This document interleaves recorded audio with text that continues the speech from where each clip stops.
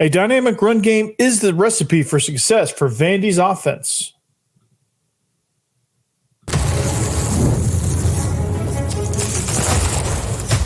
You are Locked On Vandy, your daily podcast on the Vanderbilt Commodores, part of the Locked On Podcast Network, your team every day.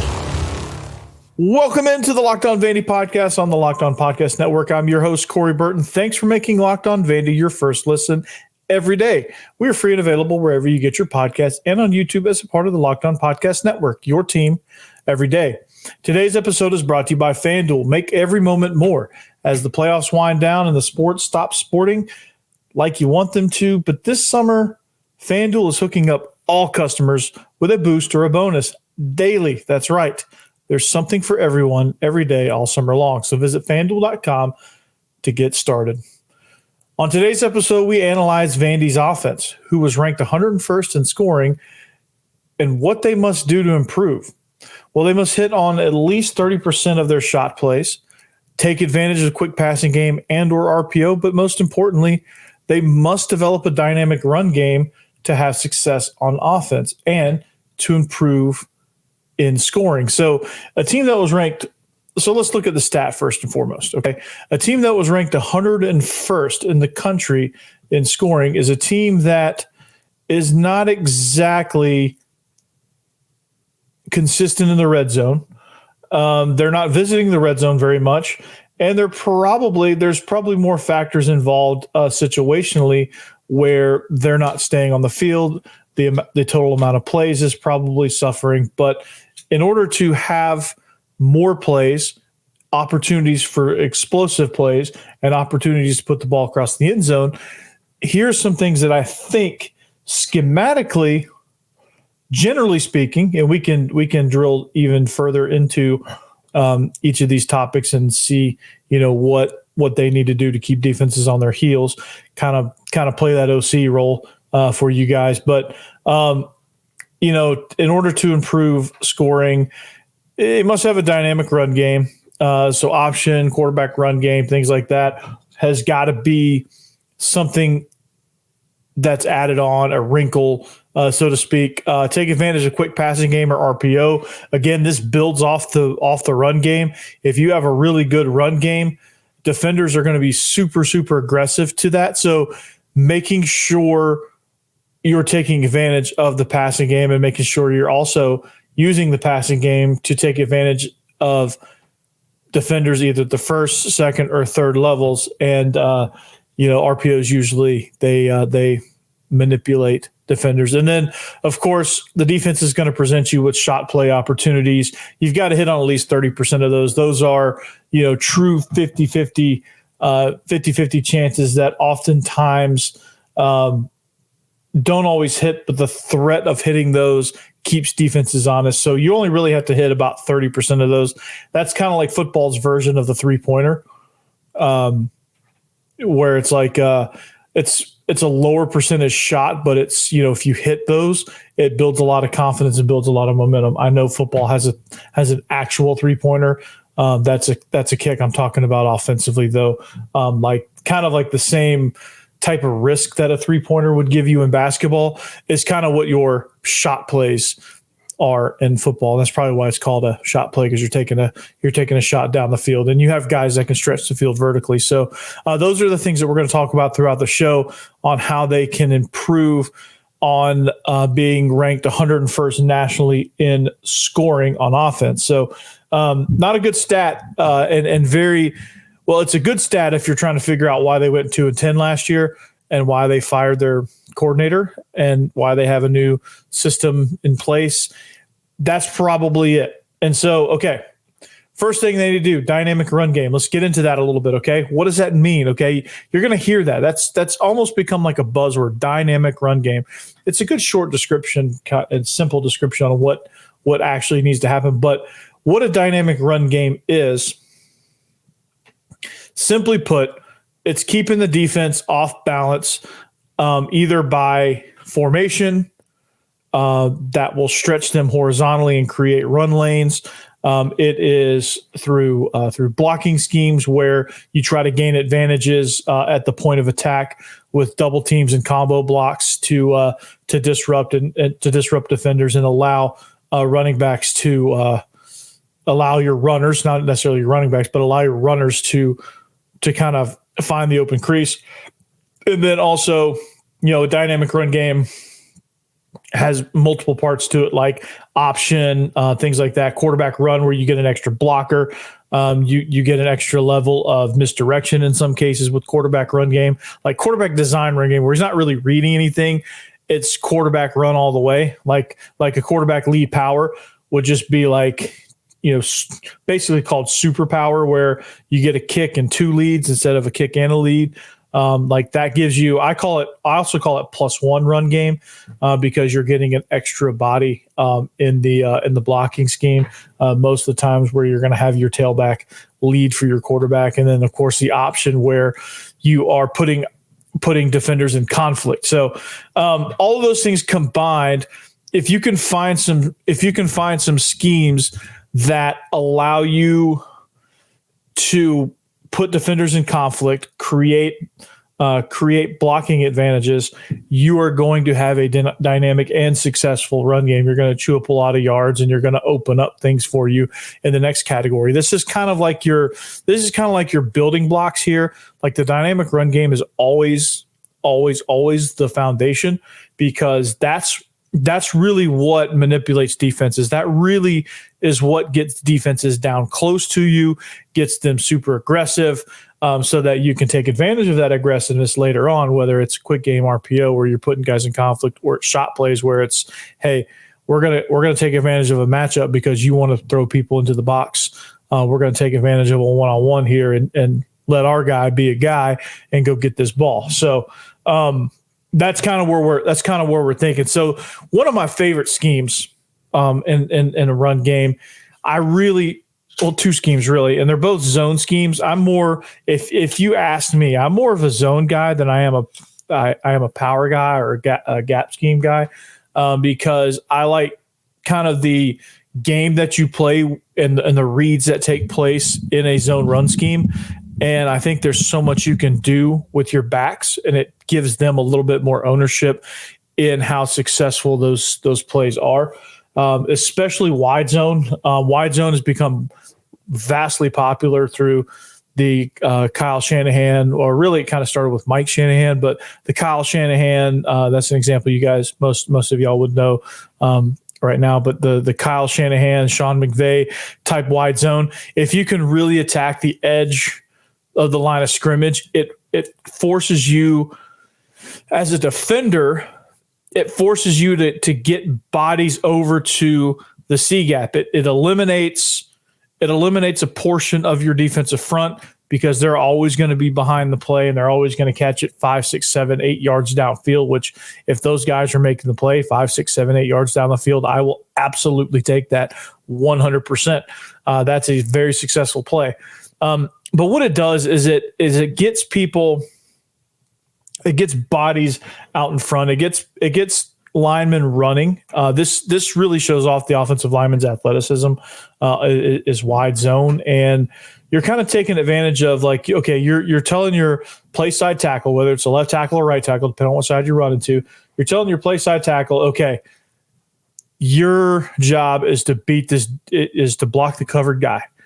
If you're covered, block it. And more than likely you're going to be covered. So if it's a head up, if he's slightly shaded outside, slightly shaded inside, maybe he's a whole man outside of you where you have to almost kind of reach him. But your job is to block your covered defender.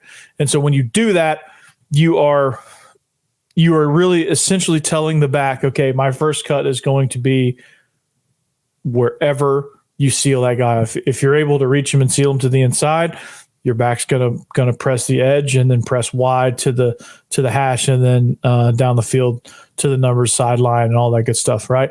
If he pushes him out, he's gonna cut north and then eventually veer back out towards the outside, because eventually you're gonna want to get that ball outside. But it's those schemes, and the reason why it's successful, without really kind of breaking down the play, the reason why it's successful is because if you have leaner, more athletic offensive linemen, and offensive linemen, if you don't have a ton of depth at that position and you want to preserve guys by not having them have these grueling down blocks and drive blocks, this is a perfect scheme because they're running, they're getting in space, and they're getting in the way. They're basically just running and punching with their hands and basically just getting in the way and creating seams because everything is so fast flowing that your back is just going to kind of read the flow and then just kind of get in there and pop back out the other side. So I think it takes advantage of what Vandy has perfectly, and that is leaner, more athletic offensive linemen. And you're gonna really kind of take advantage of that. So also the quarterback, involving the quarterback in the run scheme is absolutely brilliant. Quarterback power is a good play. A lot of people run that power read too as well. If we're talking option run game, you have the power run game where you run the outside zone with the back and you lead up there and you block power with the other guys, and you are you're essentially taking the tackle and reaching him out to the edge, and he's blocking for the back, and everybody else is blocking for the quarterback, and you're kind of just putting your guy on an island. And it's a run scheme that really kind of keeps linebackers from, once you start hitting outside zone, it's a really good counter to that because you have the keys are messed up for these linebackers, and that's kind of what happens with those run plays. So like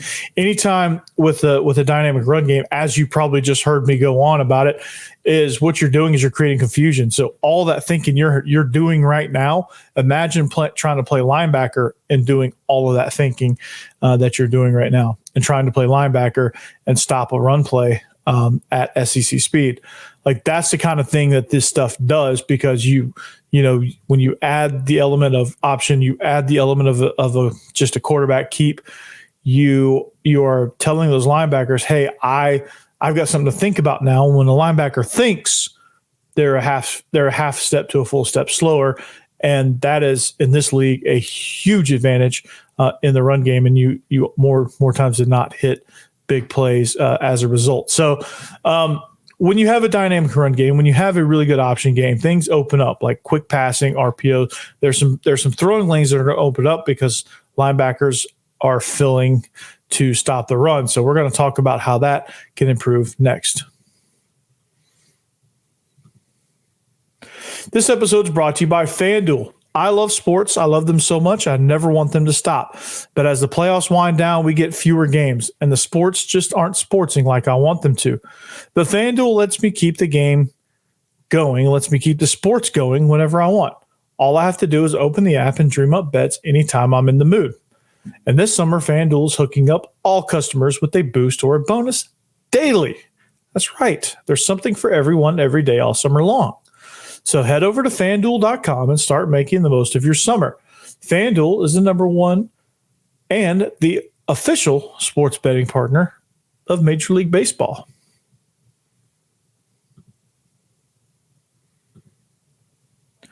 All right, welcome back. Are you watching Fox Sports or ESPN and you're tired of all that screaming? You have to turn down the TV. It's very distracting. Yeah, I get it. So here's what you need to do. Make the switch to Locked On Sports today. It's a free 24/7 sports streaming channel program for you every day to bring you the biggest stories without all the screaming. Locked On Sports today brings you can't miss analysis, opinions, and news streaming 24/7 on YouTube or the free Amazon Fire TV channels app. Part of the Locked On Podcast Network, your team every day. Shout out to you everydayers. Thank you for making all of this possible. I think without you guys, I wouldn't be able to do what I'm doing.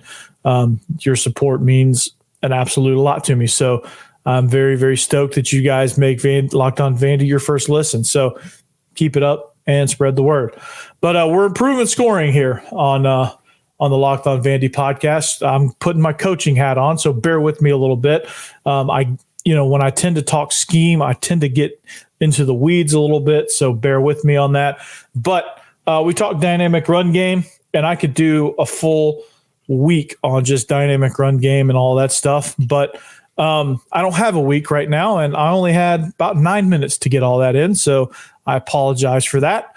But I'm not going to apologize for anything really, because what Vandy needs to do is they need to take advantage of a quick passing game and RPOs. Okay, that's the next level off of a run game. That's the first thing that becomes available to you with a really good, successful run game, and especially if you can win on first down. So we're going to take advantage of quick passing games and RPO. So in order to do that, okay, so now just picture this. You've hit a couple 5, 6, 7, 8 yard plays. All right.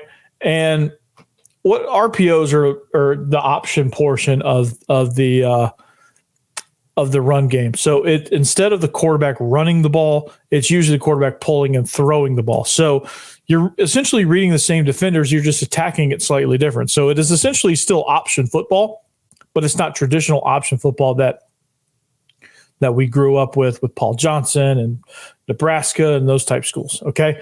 So when you hear RPO, it's run pass option.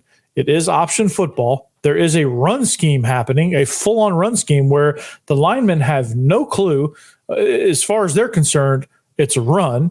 As far as the running back is concerned, it's a run. And all of a sudden, it's not a run at the last second when the only person that knows that it might be any sort of discrepancy is the quarterback. And so you have that in your arsenal, and you just have quick passing game where you can just catch 1, 2 and get the ball out, because your defenders are going to be more aggressive. They're going to be playing space, things like that. So if you have a good dynamic run game, in breakers, out breakers are really good against aggressive defenses, because like defenses are going to be closer to the box. So like hitches, stick routes, things like that aren't going to work as well because there's defenders there. And if they see you release on a pass, they're going to be there. But with their aggressive alignment, you may be able to get, especially if it's RPO and there's a run game attached to it, they may attack the line of scrimmage. They may be involved in a blitz. So like a speed out or a slant, or even sometimes we call it a fin, which is a 5 and in, which is kind of like 5 yard speed cut. It's kind of the exact opposite of a speed out. It's just, instead of breaking, it's actually the same steps as a speed out, but you're just breaking towards the ball instead of away from it. But it is meant to be, 5 yards cut. It's kind of like more of a mini dig type deal where it's going to hit the same area as a slant, just not as quickly as a slant. A slant is meant to let's get in there freaking right now because somebody's coming off the edge, and we just need to hit the ball in right where they're not. And so a lot of more times than not, if you can get good timing on a slant, you can get a ball in behind a defender that's not supposed to let anything get in there behind him. And next thing you know, you hit a slant at about 5 yards. Those things usually, if you hit a well-timed slant, those things can usually go for minimum of 10 yards. And what is 10 yards in football math? First down, right? And it's a thing of beauty when you can hit slants and speed outs. Speed outs are great. They're great for one-on-one solo side of RPO, like pre-snap. Hey, if I got a good matchup over here, like if I put a strong formation and the defense lines up to that formation, over rotating and leaving your lone wide receiver out there all by himself with the corner, speed out is a perfect complement to that. Speed out is something that you can most definitely hit and get 3, 5, 6 yards. And it's like stealing almost, and it's a beauty. And you got to love when you can hit that. So those type of things, you hit those, they lead to, eventually they lead you into scoring situations, which ultimately will lead you into getting more points because you're gonna have more opportunities, things like that. Also, like down in the goal line against man-to-man, like hitting a quick speed out to the pylon, or with a quick sprint out, or hitting a slant, things like that on the goal line. A good quick double move as well can usually do you wonders as well. Sometimes RPO down in the tight red zone, like you do a RPO with your tight end, who for this offense is going to be an absolute X factor. But if you can hit an RPO where the tight end just kind of leaks into the seam, those linebackers, honestly, they're still not programmed to know what to do because your instincts tell you every single time to step up and to attack the run. And when you see a tight end pass release into your zone, but then you see run blocking, again, your linebacker's a step behind because his eyes now wander to the tight end. Now he's trying to figure out what to do, and he's wrong on both counts, right? When there was a year where we were at Hillwood, and we hit this play. We called it Arizona and Alabama, but we hit this play, I felt like for miles for the season. Teams knew it was coming. It was a first down tendency, by far our biggest tendency and biggest first down tendency was to hit this seam route to our tight end backside. He was backside of a zone blocking seam. So we would put 3-by-1 and we would zone block away from the 3-man side and then leak him into the seam. So the linebackers didn't know what to do. And sometimes they tried to rotate with a safety, and sometimes they try to bring a safety down to that zone, kind of it's almost like a gap exchange, but a second and third level gap exchange versus a first level gap exchange. But you oftentimes safeties wouldn't have a chance to get down there quick because our tight end started understanding what they were doing, and he would break off his route and almost turn into like a little mini dig or like a quick hitch, not really a hitch. He wasn't really turning around, but he kind of throttled to make himself open when you had a safety bearing down on him. So it was nuances like that really helped him in that RPO game. And we scored touchdowns that we had no business scoring against teams that we had no business scoring touchdowns against because of that play and what it does to linebackers. So if you want to affect linebackers, throw some quick game behind them. If you want to affect edge defenders, throw some quick game at them. And make it off of a run, so RPO or play action, and those guys will never know what to do because instincts tell them one thing and what you're presenting tells them a whole nother, and it puts them in conflict. Best case scenario for them, they're a step slow and they make the play 5-6 yards down the field. Worst case scenario for the defender, they're cooked and it's a big play, and that's how you're going to improve scoring because you're going to get big plays. You're going to get yourself in a situation to where you hit a quick slant, break one tackle, and it's off to the races. And Vandy certainly has guys that are capable of doing that. They just signed a whole bunch of guys out of the portal, and Quincy Skinner, who was an incumbent guy, wasn't a starter, but he was a native Vanderbilt player. That's so weird to say, but in the transfer portal era, you have to kind of say, oh, they were a native of this offense. So, quick passing game, RPOs build from a good, strong, dynamic run game. And they often open up these things called shot plays. What are shot plays? Well, you're about to find out. Don't go nowhere.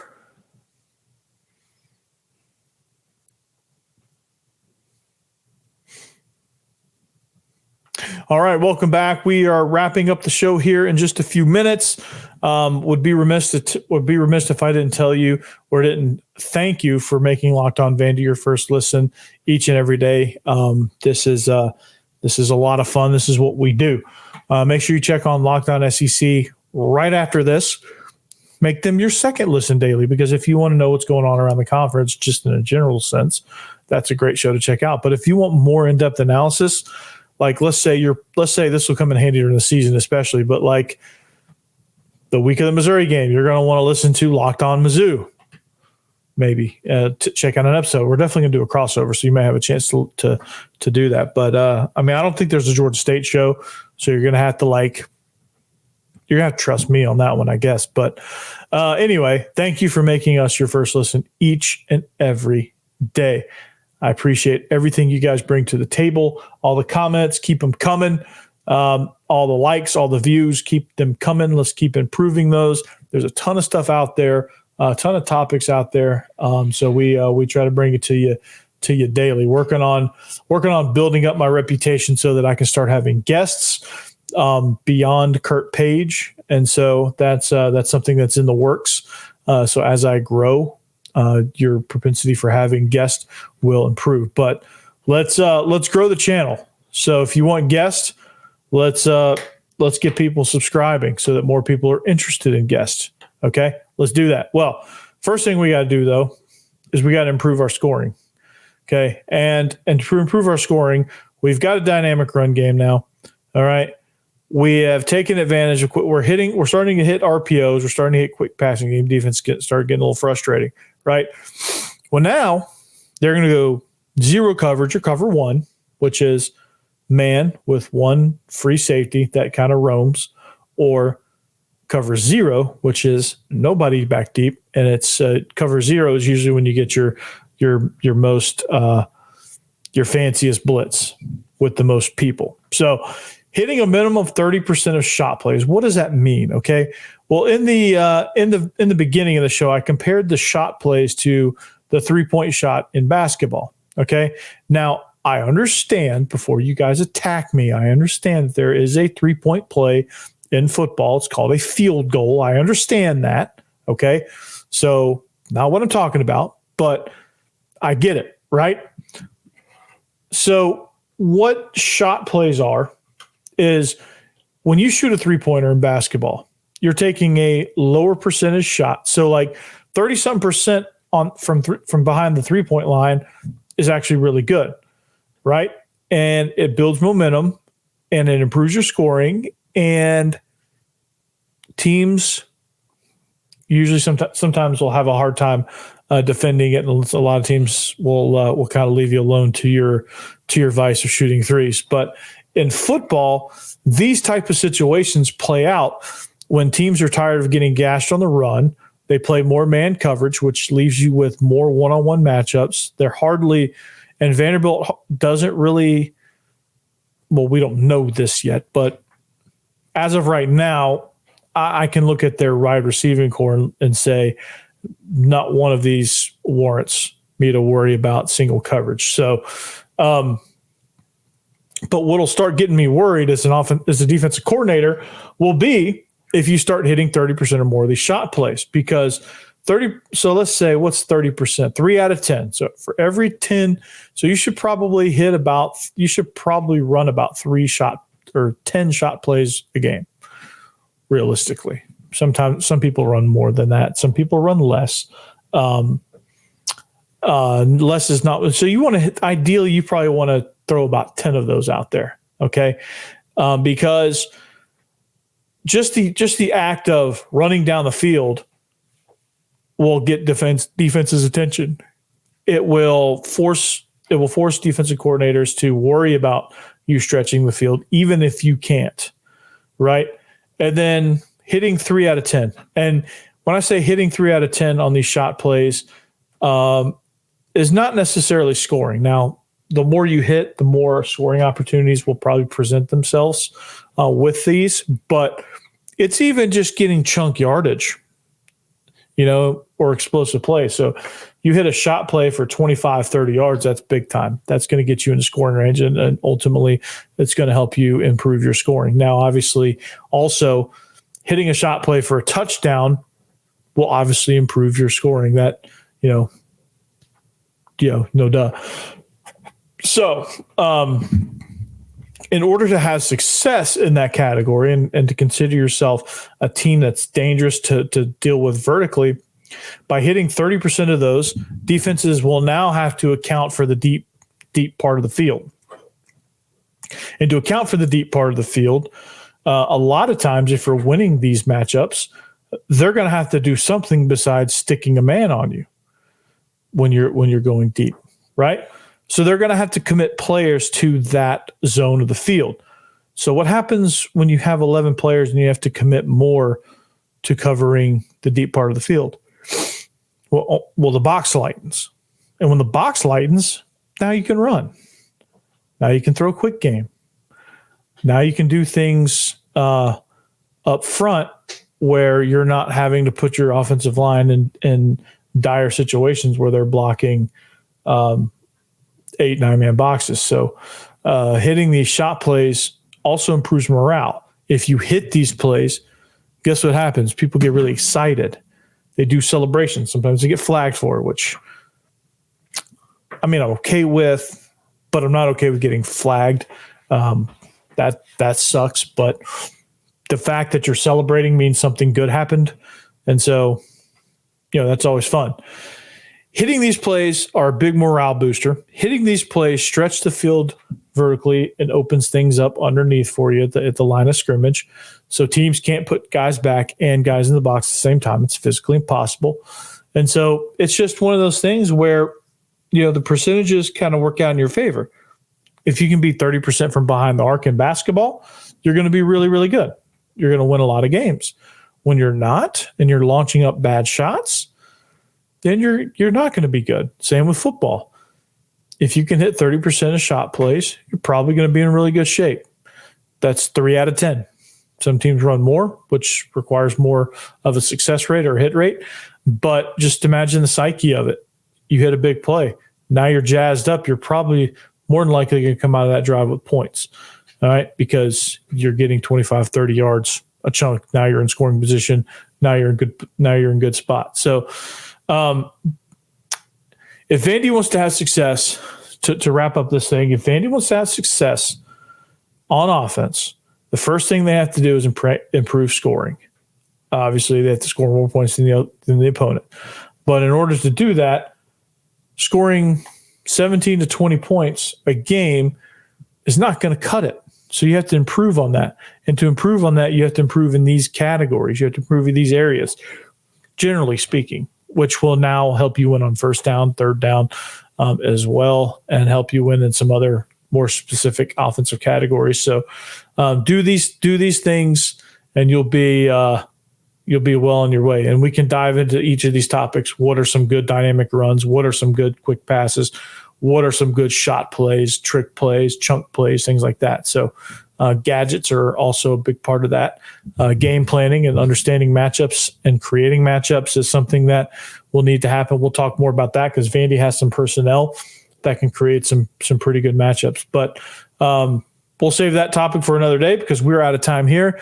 Thank you for listening. Make sure you follow us at Locked On Vandy on all social media platforms. Follow me at Coach Burton36, at Coach Corey Burton on Instagram.